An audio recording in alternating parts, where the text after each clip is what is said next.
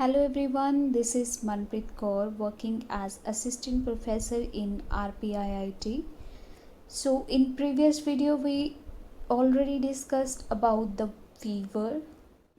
So today we are going to discuss the type of fever.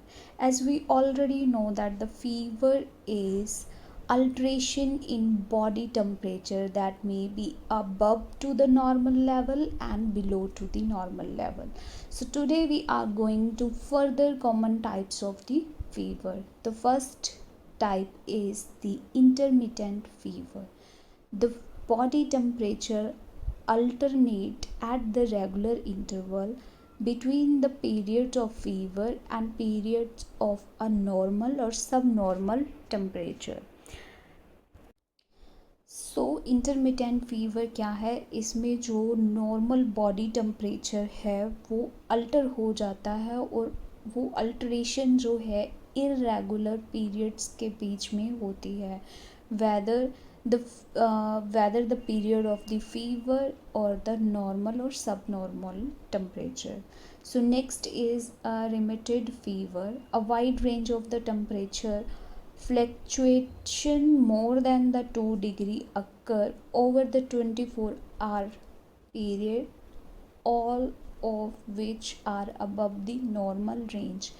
जब body temperature 2 degree Celsius से भी ज़्यादा या इस रेंज तक फ्लक्चुएट होता है 24 घंटों के अंदर, उस कंडीशन को रिमिटेड फीवर कहते हैं. So next is relapsing fever. Short febrile period of a few days are interspread with the period of 1 or 2 days of the normal temperature. Short जो है फीवर का पीरियड होता है जिसमें कुछ दिनों का टाइम पीरियड होता है, 1 से 2 दिन लगते हैं नॉर्मल बॉडी टेम्परेचर आने में. Constant fever, constant as the name suggests that the temperature fluctuate minimally but always remain above the normal.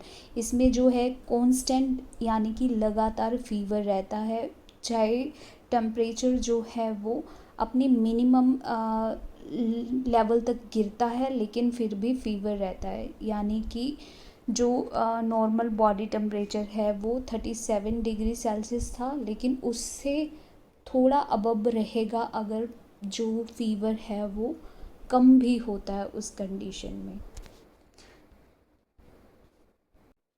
So next is the factor affecting the body temperature. ऐसे कौन कौन से फैक्टर हैं जिनकी वजह से हमारा जो बॉडी टेम्परेचर है वो इफ़ेक्ट होता है. So first is the age, second one is the diurnal variation, third is the exercise, fourth one is hormone, and fifth is stress, and sixth one is environment. So ये सारे factor हैं जिनकी वजह से body temperature जो है वो fluctuate होता है, जिसमें चेंजेस आते हैं. एज की वजह से भी आ सकते हैं, जब हम एक्सरसाइज करते हैं उस कंडीशन में भी हमारा बॉडी टेम्परेचर जो है वो बढ़ जाता है, और एक्सरसाइज पोस्ट एक्सरसाइज कंडीशन में बॉडी टेम्परेचर थोड़ा कम हो जाता है. हॉर्मोन्स की इन्फ्लुएंस की वजह से भी हमारा बॉडी टेम्परेचर जो है उस पर बहुत इफ़ेक्ट पड़ता है. स्ट्रेस की कंडीशंस में भी जो बॉडी टेम्परेचर है वो बहुत ज़्यादा इफ़ेक्टेड होता है. And next one is environment. जो हमने टाइप ऑफ टेम्परेचर पढ़ा था जिसमें हमने कोर और सरफेस 2 टाइप ऑफ टेम्परेचर पढ़े थे, उनमें भी हमने पढ़ा था कि जो सरफेस टेम्परेचर है वो जो है इन्वायरमेंट के इफ़ेक्ट से भी अफेक्ट होता है.